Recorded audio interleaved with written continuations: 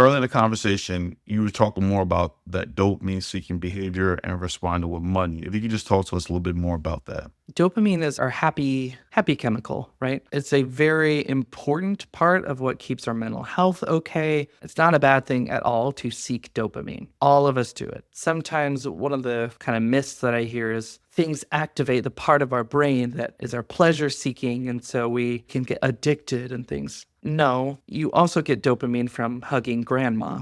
Dopamine is a very normal part of how we function. It's a very important part of how our brain works. We can get dopamine from a whole lot of things. Part of what gives us dopamine is what we've been taught to give dopamine. That good feeling you might get from buying something, part of that comes from it's nice to get things that we like. But part of that is also because we've been socialized or taught or we've been shown over time that buying things is fun. That's why we have advertising or marketing. That's why we have TV and movie and other people showing us how happy they are when they buy that thing. That is training our brain to remember this thing will make me feel good, will give me some of that dopamine. There's not a human alive that isn't subjugated to dopamine seeking behaviors. The problem becomes when we're not able to find dopamine in lots of different areas. We're only finding it in specific things. Like, I only feel good when I'm shopping. I only feel good when I'm eating something. It's when our dopamine is only coming from certain places and we're not able to have it come from a lot of places.